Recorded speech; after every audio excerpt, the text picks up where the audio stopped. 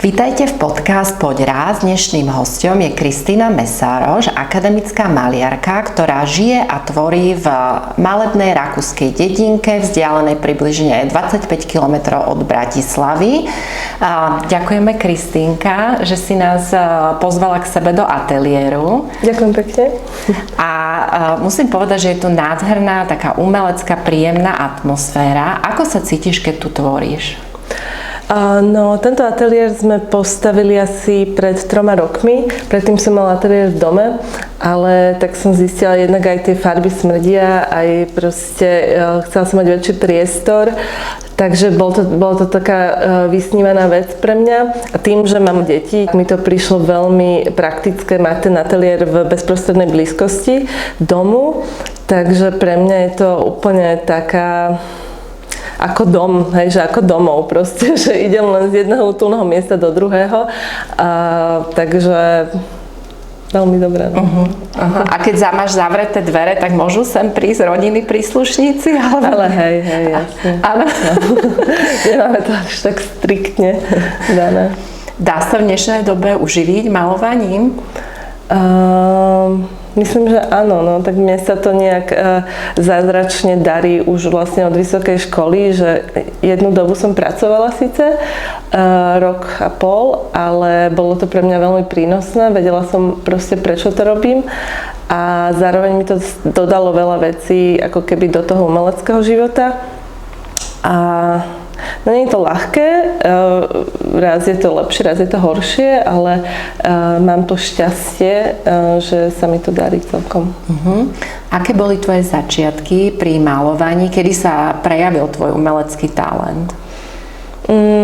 No, moji rodičia ma dali na ZUŠku, základnú umeleckú školu. Predtým skúšali všelijaký klavír alebo proste nejaké iné kreatívne veci, ale to ma nebavilo.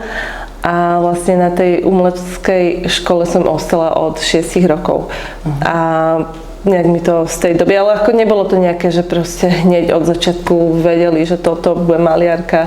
Akože dosť som sa hľadala, alebo na vysokej škole som študovala grafiku, že k tej malbe som sa vlastne dostala až išla som na rok do Anglicka, kde bol veľký boom malby.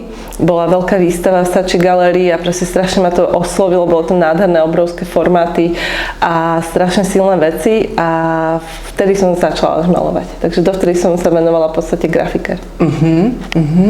A čo sa týka malby, na čo sa najviac sústreďuješ? Vyzeráš, že máš veľké tie plátna, ktoré robíš? No, robím aj menšie formáty, ale tie veľké plátna sú také návykové, že sú veľmi veľkorysé a proste dávajú takú väčšiu slobodu v tej malbe, takže to ma dosť baví, ale samozrejme nie je to úplne až také praktické. Ale tentokrát chystám výstavu v Danubiane, kde vlastne sú obrovské priestory, takže to ako keby vyžaduje ten priestor, tak malujem akrylom na plátno, ale používam aj olejové farby, aj spreje, aj suchý pastel, olejový pastel, niekedy už tie kombinácie, že sa mi páči hrať s takými štruktúrami, alebo hľadám nejaké srandy v tom, že vlastne čo dokáže, aká technika, ale väčšinou je to vlastne olej a akryl. A kto je väčšinou tvoj konečný zákazník? Sú to skôr jednotlivci, alebo maluješ pre firmy, galérie? Tak väčšinou sú to zberatelia, sú to jednotlivci, ľudia, ktorí si kupujú nejaké dielo priamo do ako keby obydlia, hej, že nad gauč, nad schodisko, hej, že majú radi proste umenie, že nechcú kupovať nejakú IKEA alebo Bauhaus alebo niečo takéto a troška vnímajú aj proste túto sféru, takže sú to v podstate bežní ľudia, ale aj galérie kupujú do stálych zbierok, alebo zberatelia, ktorí si kupujú väčšie zbierky ako investícia, takže investičné nákupy. Dávam aj na charitatívne všelijaké akcie, takže aj tam sa objavujú moje diela, tak rôzne. Ty si Slovenka, ktorá žije v Rakúsku. Predávaš, aký je podiel toho predaja na Slovensko a Rakúsko? Ako by si to asi zhodnotila? Na slovenskom trhu som známejšia tým, že som Slovenka.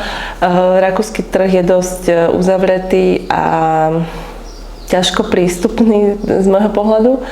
Ale už tu máme nejakých zákazníkov, ale stále sme na 30-70%. 30 Rakúsko, 70 Slovensko. Predávaš aj do iných krajín? Áno, do Čiech, Maďarska. Áno. Kde ťa môžu nájsť zákazníci, záujemci o tvoje obrazy? Tak teraz veľmi silná platforma je Instagram, kde vlastne dávam najaktuálnejšie veci. Je to jednoduché, priamo v ateliéri si to viem odfotiť, zmanéžovať, dať to tam, napísať rozmery, takže mám to celkom rada. A ľudia ma vedia kontaktovať cez Instagram, mám stránku, kde mám kontakty a v podstate najnovšie veci, pokúšam sa to ako keby updateovať čo najčastejšie. Alebo teda aj do ateliéru chodia klienti a zberatelia. Ja musím povedať, že my sme sa zoznámili s Kristínkou cez naše dcéry, ktoré sa skamarátili a na mne si pôsobila tak veľmi príjemná, taká pokojná mamička a veľmi skromná. A potom asi za týždeň, dva mi hovorí moja dcera, že mami, pozri sa na Instagram, že aké krásne obrazy maluje táto maminka tejto mojej kamarátky. A že tak ukáž. A teraz ja som videla, že ona je talentovaná, neskutočne. Takže ten Instagram máš nádherne urobený. Ďakujem. A potom som ešte pozerala aj teraz pred podcastom tvoju web stránku a hovorím si, že ona je strašne úspešná. Tak čo považuješ za také najväčšie úspechy pracovné? Tak z môjho pohľadu najväčší úspech je to, že v podstate robím to umenie ako denný job, hej, že proste chodím každý deň do ateliéru a proste malujem to, čo chcem, hej, že nie je to. V podstate robila som párkrát aj na zákazku. Ešte späť tej otázke, že do jedného hotela som robila jednu veľkú malbu 3 na 4 metre.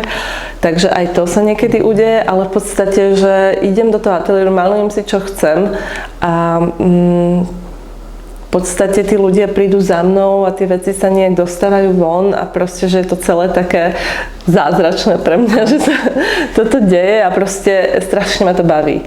To je pre mňa najväčšia ako keby to plus toho celého, že to mám veľmi rada a že ma to baví a naplňa, takže asi tak. Máš to aj ty tak, že ja keď som malovávala, tak ja mám strašne žiarli na niekoho iného, keď to pekne namaluje a napríklad náš lekár, toto v Höflein, tak on má nádherné malby, neviem, či si bola u neho. Detské? Také detské, má tam asi 4-5 obrazov. To je presne? Áno, okay. v tej čakárni. Nádherné farebné obrazy, také kreatívne a ja vždycky tam, keď tam čakám, tak si hovorím, že k tomu to malovala.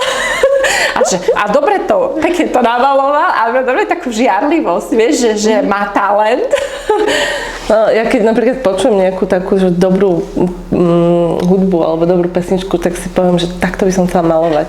Vieš, že proste tá energia alebo tá emócia alebo také, že wow, že to je že brutálne dobré, tak si to vždycky pretransformujem, že taký obraz by som chcela urobiť. Alebo proste skôr tá emócia nejaká prefiltrovaná. Samozrejme obdivujem strašne veľa umelcov ale nie je to ako keby o tej žiarlivosti, ale o tom, že aj ja by som chcela tak. Áno, to je taká tá pozitívna motivácia, že ono to asi tak rozozvučí tú dušu, vieš, našu, že ťa to inšpiruje, že aj ja by som chcela niečo také krásne vedieť vytvoriť. No, myslím, že to je vlastne ako keby účelom toho umenia, že mala by zanechať nejakú emóciu a zanechať niečo ako keby troška dlhšie trvácne ako 7-minútový alebo 7-sekundový reels alebo také v tejto dobe, takže dúfam, že to aj tak ostane. Tak máš aj ty niečo, že čo miluješ malovať? Áno, myslím, že tá voda alebo hladina vody alebo nejaké tie preseky tej hladiny vody, či je to už loďou alebo plavcom, alebo k tomu mám strašne blízko, neviem prečo. Ale v podstate mi to prišlo veľmi intuitívne s tým, že ani som si to moc neuvedomila, hej, že až tak ako keby na nejakom sympóziu mi kolegovia hovorili, že však ty stále máš tú hladinu a vodu, a ja, že fakt, že proste niekedy fakt, že tie veci robíte intuitívne a mňa tá hladina tej vody alebo tá tečúca rieka alebo more, strašne ma to fascinovalo, aj vlastne hladiny bazénov, že je to také zrkadlo, hej, že odráža proste to, čo sa deje v tej realite, ale zároveň, keď sa ponoríš do tej vody, tak tam je úplne druhý svet. Môžeš ako keby skreslene počuť, čo sa deje v tej realite. Má to tak akože veľa symbolík, takže to je taký moment, ktorý mám rada. Ináč sa aj hovorí, že aj keď človek ide plávať, alebo sa iba pozerá na baze, že toho vlastne čistí. Vieš, všetko, čo nabere počas dňa, tak tá voda vlastne čistí. Nemusíš ísť ani donútra, ale aspoň keď si blízko vody. A takže ja mám veľmi rada vodu, alebo aj pozerať sa na modré obrazy, alebo keď to symbolizuje vodu. A takisto ešte ja mám strašne rada brány. Hej? Áno, takéto, alebo oblúky, mne to strašne robí dobré.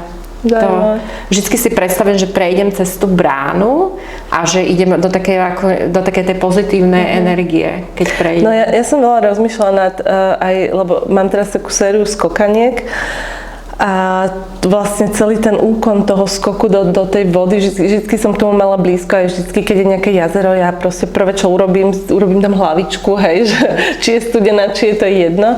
A vlastne zistila som, alebo teda myslím, že je to v podstate taká tá prapôvodná spomienka na detstvo, hej, že vlastne je to ako keby opačný pôrod, hej, že vlastne my sa vraciame do tej vody, do tej polohy, kde si obklopená celý vodou.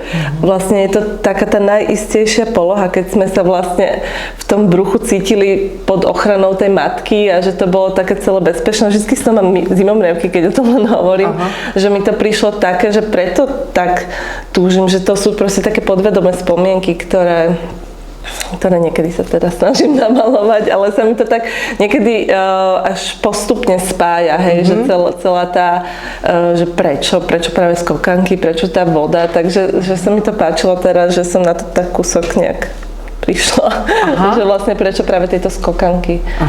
Že stále je tam ako akási tá symbolika, ktorá sa vynára tak intuitívne a postupne.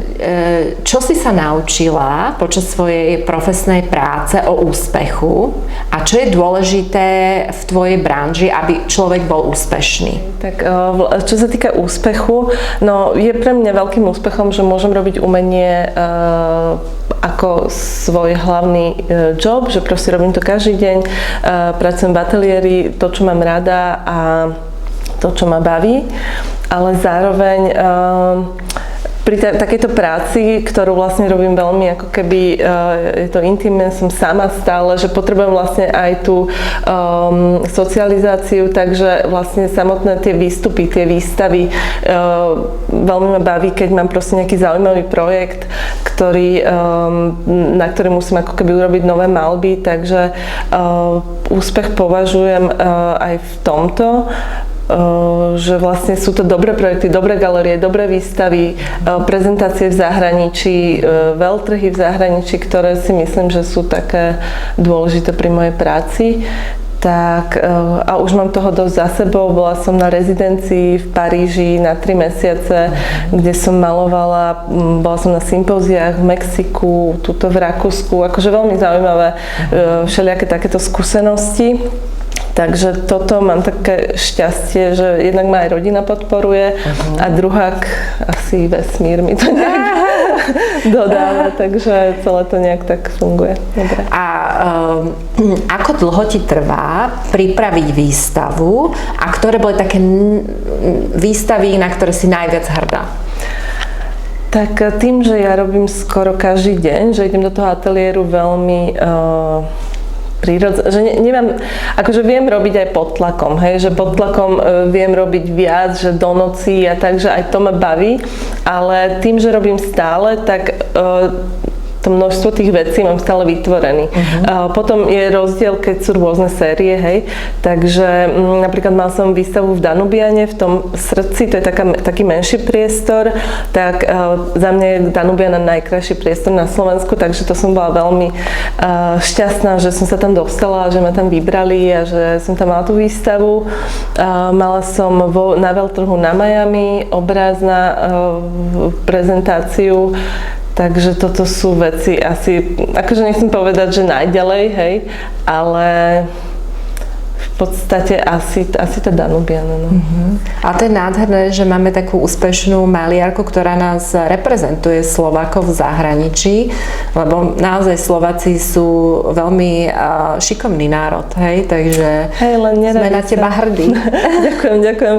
To je milé, len mám pocit, že je to tak naopak, že najskôr v tom zahraničí musíš dokázať niečo, aby si to Slováci nejak uvedomili, hej, že trocha je tam tá cesta taká ťažšia v rámci tej hrdosti.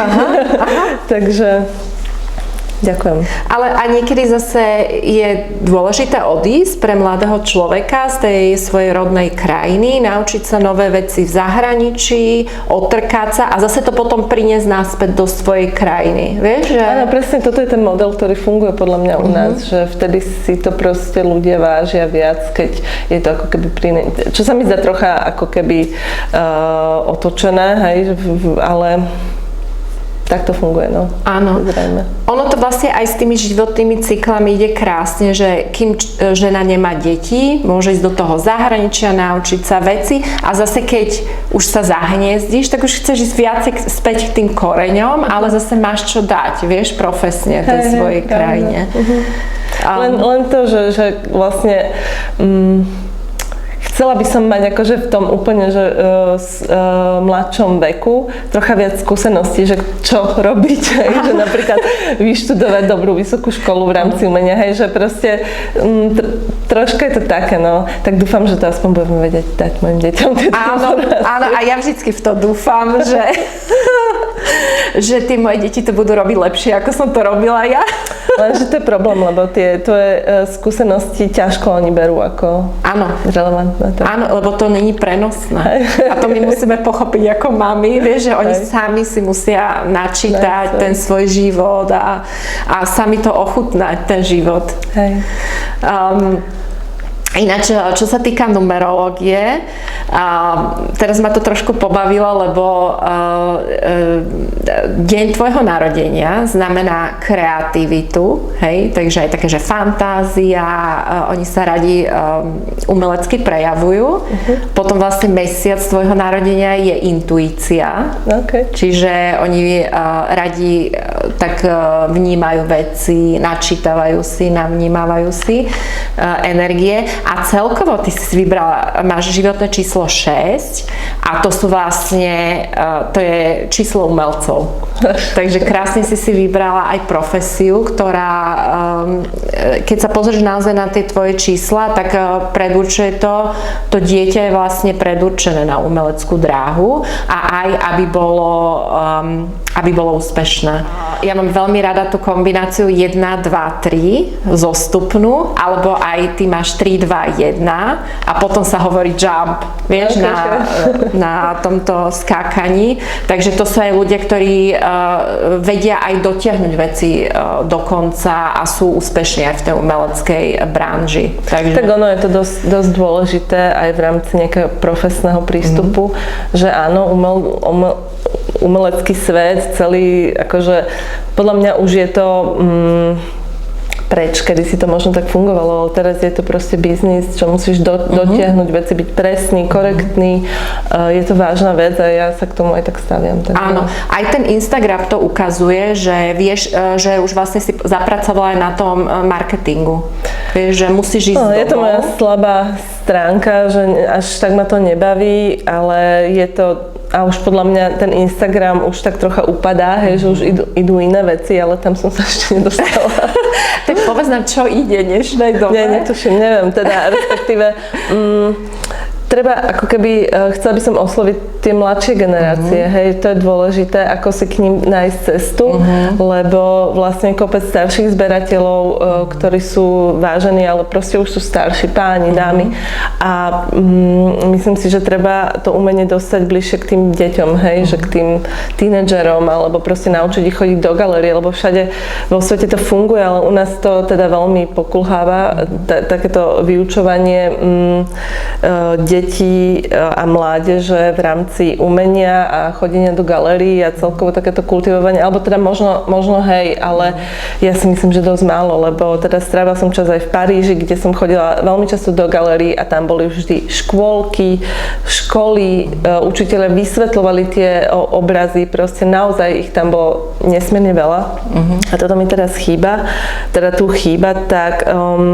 možno ten Instagram by mohol byť nejaká platforma, ktorá by mohla osloviť tie mladšie generácie, lenže to musí byť ako keby vhodne nastavené. A čo oni vlastne teraz vnímajú, buď sú to tie rýchle reelsy a takéto veci, takže s týmto sa snažím, no. Najskôr by som to chcela pochopiť, že možno tie krátke videá, lenže to je strašne ťažké, ako keby robiť krátke videá o umení a nie som nejaký taký typ, že sa tu budem vykrúcať, hej. Tak tiež som určitým spôsobom introvert, takže toto by bola cesta, no ale je to proces. Ako sa ti darí balancovať rodinný život a prácu? Už si myslím, že veľmi dobre. Predtým, keď boli deti menšie, to bolo oveľa ťažšie, ale napríklad počas covidu to bolo úžasné, lebo sme boli všetci doma a mala som ateliér proste ešte v dome a deti veľa robili v ateliéri, že to bolo celé všetko taká jedna kopa. Boli sme viac menej stále v ateliéri a stále neboli, hej, že bolo to také prelínanie sa. Paradoxne som urobila strašne veľa vecí, ktoré sa viac menej všetky predali, že boli zrejme aj nejak energicky dobré.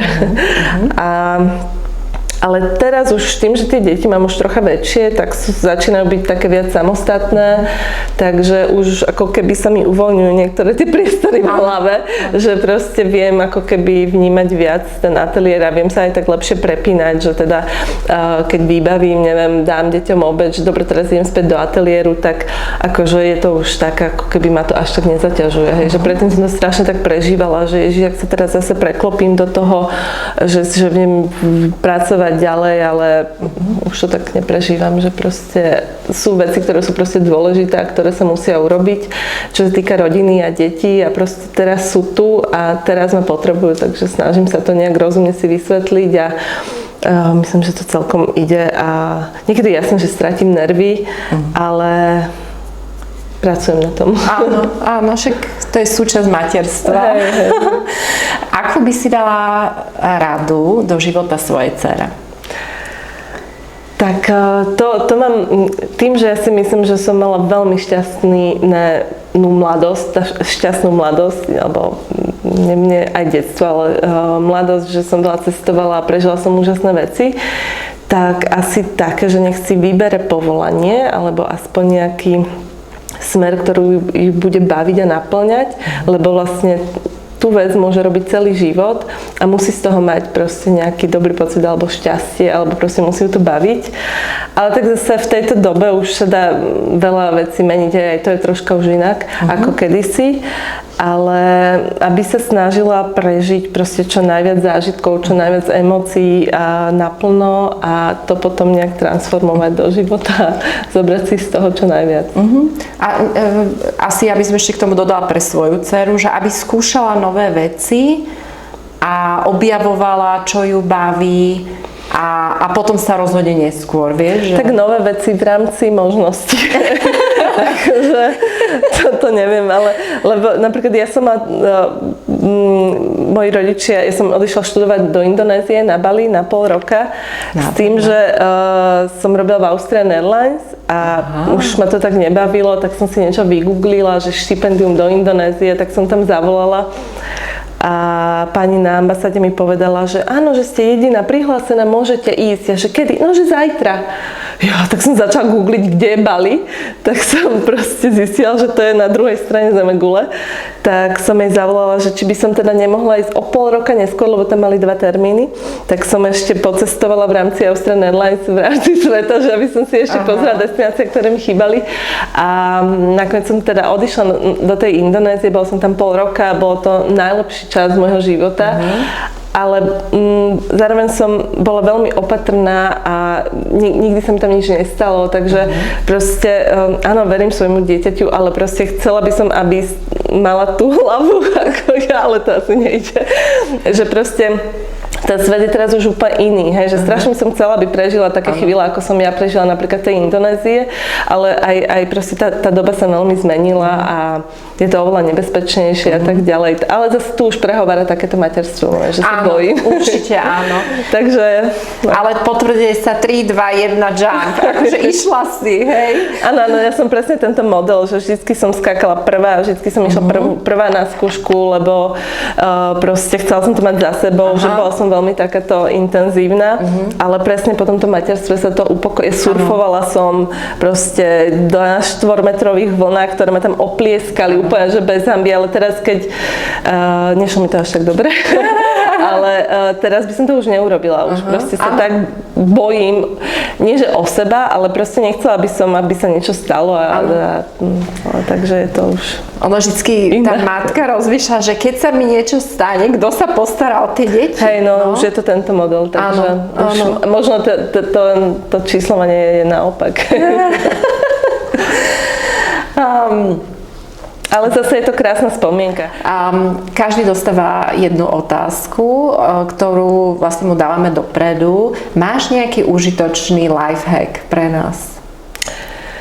No, kedysi som bola veľmi taká, akože nezvládala, tým, že ja som sa presťahovala do Rakúska, neviem až tak dobre po nemecky a musela som zvládať všelijaké doktory a právnikov a neviem čo, a strašne som z toho mala proste stres a vlastne som zistila, že ono to presne to isté sa stane aj bez toho stresu, hej, že naučila som sa vlastne vytesňovať ten stres, že vlastne aj keď niekam sa utekať, neviem čo, tak som povedala, že Kristina, nie, že ono to ide, aj keď pôjdeš normálnym krokom, aj keď budeš jazdiť normálnou rýchlosťou, že všetko sa stane tak isto, takže toto mne veľmi osobne pomohlo, že vždycky si tak poviem, že postoj, že normálne to funguje aj proste bez toho stresu. Je to aj pri tom učení, aj pri tom jednaní s deťmi, samozrejme, akože tam sa viackrát stratí tá hlava, ale ako v takom bežnom živote, takže ten stres sa dá vytesniť, lebo vlastne celý vesmír funguje aj tak isto, úplne presne taký istý efekt na vás to bude, len vy si robíte zle tým stresom. Ja som si tiež pripravila jeden hack a je veľmi podobný tvojmu. A trošku z inej stránky, že presne tak, ako rakúska imigrantka, ja som zase veľakrát obkúkávala od tých rakúskych mamičiek, ako to robia. Hej? A naučila som sa jednu vec, že keď napríklad učiteľka povie v stredu, že do pondelka prosím vás doneste gaštany a nádobu plastovú a nejakú konkrétnu fľašu, tak Rakúšanka väčšinou naštartuje auto a ide to do obchodu kúpiť a na druhý deň 80% detí má všetky tieto veci už v tej škole, hej? A tých 20% sú tí prisťahovalci, Slováci a iné národnosti, ktorí zase na poslednú chvíľu, hej, nedeľa večer vyvolávajú susedom, nemáte náhodou fľašu nejakú? No a ja som potom, a mňa to fakt začalo tak ako keby fascinovať, vieš, že každá to takto robila a potom ma to už aj frustrovalo, že zase sme poslední, alebo aj sme prišli na party, poďte donútra, vy už ste poslední a vždycky sme boli poslední. No a tak som to začala robiť ako oni, tieto mamičky a mi sa strašne vyčistil svoj život, vieš, s tými deťmi, že ja nemám stres. Potrebuješ to, hneď to kúpime, hneď to pripravíme, zajtra to odneseš a mne to tak krásne plynie, vieš, taká som zorganizovaná, ale pritom to není nuda, lebo mám viacej času na srandu. Vieš? Ale nemám stres. Takže ja zase tento stres s tými deťmi ako mama som si takto ošetrila, že všetko robím hneď. To je fajn. Takže to je zase, a tiež je to taký rakúsky hack. Hej. Aspoň niečo dobre sa to naučíme. Áno, veľa sa tu naučíme. Ja som veľmi vďačná za túto skúsenosť. Predtým sme žili v inej krajine 10 rokov a teraz sme zase 10 rokov tu a ja som za to veľmi vďačná aj za to, že som mala možnosť pochopiť tú rakúsku kultúru, ktorá je iná jak naša a je iná ako americká. Určite mi to zbúralo veľa predstav o tom, akí sú Rakúšania, čo som si o nich myslela. Ale hej, to máš pravdu, no, ja tiež s tým pracujem. Veľa vecí robia lepšie ako my, niektoré robia horšie, takže je to neskutočná taká múdrosť, ktorú mi to dalo. Takú inú perspektívu. No ja som tu už tiež, neviem, 12 rokov a pomaly sa učím ako keby dostávať, ale je to aj tým, že ja vlastne robím stále sama v ateliéri, vieš, že aj preto sa ťažšie učím ten jazyk, lebo ja sa reálne nemám s kým rozprávať, ja nechodím do práce a konverzujem tu ani susedia, akože oni povahovo nie sú nejakí takí moc otvorení, hej, že tu postávajú na uliciach a rozprávajú, jak napríklad u nás na dedine, kde moji rodičia bývajú, takže aj sa mi ťažšie tak dostávalo do toho celého systému, ale už si zvykam. A musíme povedať z vlastnej skúsenosti, že však my bývame od teba 10 minút autom. My keď sme sem prišli, my sme boli jediní Slováci v dedine. Mala som tam kamarátku, ona sa odsťahovala, Slovenku, a potom sme tam fakt boli jediní a boli tam ešte nejaké 2 zahraničné rodiny. No a teraz ubehlo 10 rokov a ja keď som bola v škôlke jednej na praktiku, tak sa pýtam tej kolegyne, že prosím ťa, koľko je tu percent Rakúšanov a koľko je tu cudzincov? A ja som bola v absolútnom šoku. 70% detí boli zahraničné deti. Vážne? Aspoň jeden z rodičov nebol Rakúšan a 30% boli naozaj, že deti, ktoré boli z rakúskej rodiny. Takže ono sa to aj veľmi mení a stáva sa to tu, už aj tie dediny sa stávajú veľmi medzinárodnými. Takže zase uvidíme za 10 rokov, kde sme sa posunuli. Vieš, že možno aj my sa budeme viacej ako cudzinci medzi sebou prepájať, lebo u nás to tak asi tak aj vyzerá na tej dedine, že sa začíname prepájať medzi sebou. Tak to sme tiež jediní Slováci, ale teda iné národnosti sú prítomné, takže. Keď maluješ, tak vlastne maliari sa ako keby ponoria do toho svojho vnútra a načítavajú si vlastne informácie, využívajú tú intuíciu. Pomáha ti to, tá tvoja profesia aj v reálnom živote? Myslím, že áno, že veľakrát sa rozhodujem práve podľa toho. Ale teda vnímam to skôr akože v tej práci, že pracujem intuitívne, takže aj tie témy sa mi tak vynárajú z toho, čo žijem. V podstate je to dosť prepojené. Mám pocit, že keď to tak spätne vnímam v rámci nejakých kolekcií alebo sérií malieb, tak je to dosť prepojené s tým životom, alebo respektíve čo som práve prežívala, alebo akom som bola v takom citovom rozpoložení, či bol ako keby nejaký väčší tlak, alebo nejaké väčšie zmeny v živote, takže dosť sa to odráža v tej tvorbe, takže to vnímam, že to je dosť intuitívne. Máme ešte otázku od nášho predchádzajúceho hostia, od Janky Švárnej, a tá ti dala otázku, ktorý človek ti v živote otvoril oči? Ktorý človek? No, veľmi mi pomáha môj manžel, ktorý mi ozrejmil tú realitu dosť v rámci mojej práce, lebo ako nefunguje to veľmi, takže sa ponoríte do nejakej proste do svojho sveta a ten reálny ako keby vytesníte, takže on mi veľmi pomáha v tejto synergii reality a takého môjho sveta, tak myslím si, že veľmi som sa posunula aj z tohto dôvodu v tvorbe alebo v celkovej takej tej ako keby v práci, hej, že to celé tak funguje v rámci biznisu, hej, že to nie sú nárazové veci, ale viem si to tak pekne rozložiť, takže to veľmi obdivujem, že som že ma k tomu ako keby vie tak ako keby svojím spôsobom dostať. A ešte ma baví aj vlastne, že tie moje decká ako keby ako ma ovplyvňujú, že jednak sa to celkom odráža aj v mojich malbách, že častokrát aj namalujem tie deti v nejakých momentoch, lebo chcem zaznamenať tú chvíľu alebo to obdobie toho detstva alebo nejakej udalosti, že sa mi to páči, že vlastne mám aj tieto veci zaznamenané, že mám portrét dcery, mám portrét syna, hej, že v nejakých ako keby časových obdobiach, takže a tým, že vlastne robím stále sama a oni sú mi túto najbližší, tak myslím, že tak rastieme spolu, že je to také ovplyvňovanie sa navzájom. Aké sú tvoje plány do budúcna? Aké máš ešte sny, ktoré si chceš naplniť? No, milujem cestovanie, takže cestovateľské plány sú vždy a veľké a teraz, keď už sú tie decká väčšie, tak by som im veľmi rada ako keby ten svet ukázala, že už sú takí cestovateľskí parťáci a vieme veľmi dobre fungovať a chcela by som tie prázdniny, že cez ten rok budem makať, proste veľa robiť na projekty a tak a cez tie prázdniny si naozaj dať nejaké proste dlhšie výlet, v rámci možností samozrejme, ale chcela by som s nimi cestovať, aj teraz s partnerom, ale a stále cez rok napríklad veľa cestovať v rámci práce, takže riešiť výstavy v zahraničí. Veľmi rada by som sa zamerala na Rakúsko a vystavovala tu, takže vlastne moje plány do nejaké 2-3 rokov je sústrediť sa na rakúsky trh, na rakúske galérie, Viedeň, Graz a